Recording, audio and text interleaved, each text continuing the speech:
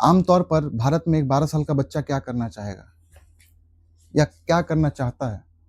ज़्यादा से ज़्यादा वो पढ़ना चाहेगा, पेरेंट्स उसे पढ़ने के लिए भेजेंगे या फिर स्पोर्ट्स में अच्छा है तो खेलने के लिए भेजेंगे। और आज के ज़माने में अगर वो कोडिंग, एआई वगैरह सीखना चाहता है, तो आज का ज़माना इंटरनेट का है, वो सीखने के लिए भेज देंगे। लेकिन हमारे बिहार में एक ऐसे भी शख्स हैं, जो 12 साल की उम्र में पॉलिटिकल पार्टी जॉइन किए किए थे। जी हाँ, 1994 में उनका जन्म होता है, 2006 में 12 साल के बाद वो पॉलिटिकल पार्टी जॉइन करते हैं और आज महज़ 32 साल की उम्र में उन्हें चुनाव लड़ने के लिए भेज दिया जाता है, बीजेपी की ओर से टिकट दे दिया जाता है, बांकीपुर जो हॉट सीट बना हुआ है, उसमें चुनाव लड़ने के लिए।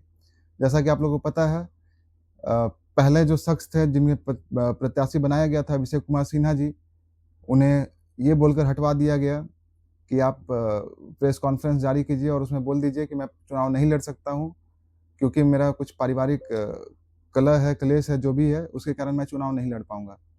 दूसरे शख्स को जो खड़ा किया, तो जन वो ऐसा जनता को ऐसा समझे कि जनता तो बेवकूफ़ है, इन्हें कुछ मालूम नहीं है, या मालूम चलेगा क्या? लेकिन जो दूसरे शख्स थे, उनका बायोडाटा रिलीज़ किया गया। बायोडाटा रिलीज़ करने के बाद उसमें सारा चीज़ मेंशन था कि वो कितने तक पढ़े हुए हैं, कब जन्म हुआ, कहाँ के रहने वाले हैं और जैसे कि जब मैंने बताया आपको कि जनता को बेवकूफ़ समझते हैं, तो उसमें ऐसा भी लिखा हुआ था कि 2006 में वो अ, पार्टी जॉइन किए थे। तो मैं उन लोगों से मैं कहना चाहता हूँ कि 12 साल की उम्र में जिस बच्चा को खेलने-कूदने का होश नहीं रहता है, पढ़ने से होश नहीं रहता है, वो 12 साल की उम्र में वो एक पॉलिटिकल पार्टी जॉइन किया या फिर वो सिर्फ़ बायोडाटा में करवाया गया लिख कर। तो मुझे इस बायोडाटा पे भी भरोसा नहीं हुआ, क्योंकि हो सकता है एडिटिंग हो या ऑफ़िशियल कहीं पे मैं वैसा सर्च भी नहीं किया और देखा भी नहीं। बट मैं गूगल फिर किया कि ये नीरज कुमार सिन्हा जो दूसरे प्रत्याशी हैं, ये एक्चुअली में सच में 12 साल में जॉइन किए थे या नहीं किए थे, तो मैं गूगल किया। तो गूगल में भी स्क्रीन पे आप लोग देखिए लिखने ऐसा लिखा हुआ मिला कि उन्होंने 2006 में पॉलिटिकल पार्टी भी जॉइन किया, 1994 में जन्म हुआ, 12 साल के बाद उन्होंने पॉलिटिकल पार्टी जॉइन किया।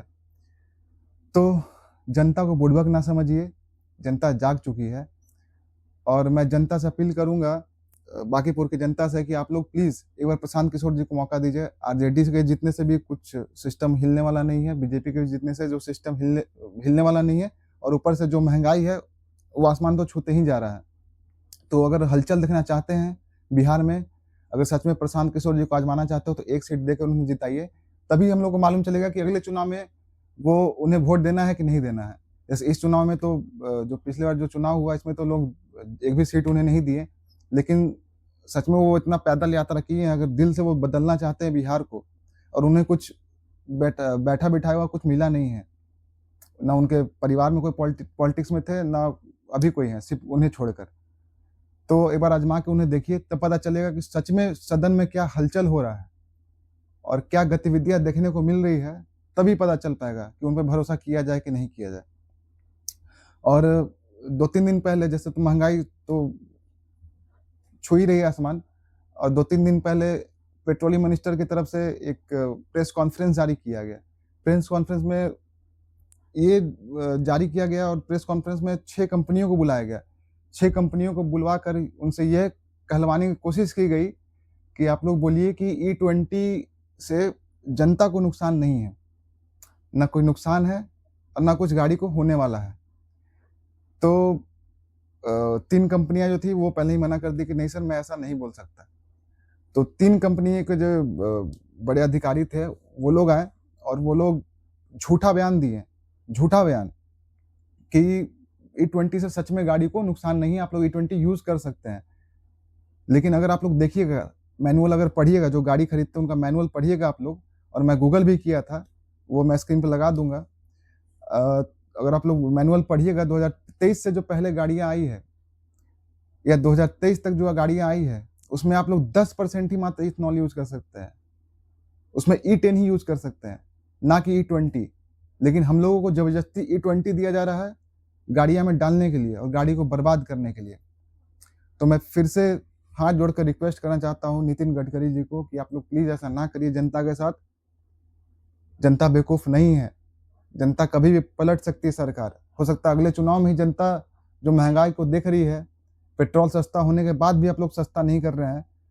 आप लोगों को प्रति बैरल जो जितने में वॉर के समय जो आप लोगों को रेट मिल रहा था, अब वो रेट बहुत कम हो चुका है और पेट्रोल जितना जो आम जनता को कम देना चाहिए, उतना आप लोग कम दे नहीं रहे, ऊपर से और हाई रेट कर दिए पेट्रोल का। जो नॉर्मल पेट्रोल देना चाहिए, नॉर्मल दे नहीं रहे हैं।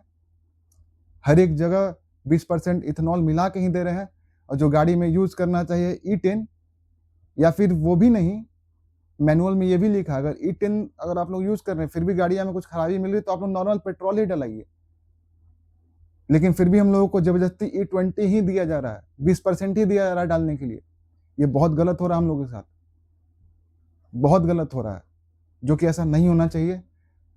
और मैं यही बोलना चाहता हूँ बांकीपुर की जनता से कि आप लोग प्लीज़ इस बार एक बार प्रशांत किशोर जी को मौका दीजिए, ताकि हम लोगों को नेक्स्ट टाइम पता चल सके, अगले चुनाव में पता चल सके कि हम लोग उस पे भरोसा कर सकते हैं कि नहीं कर सकते उन पे भरोसा।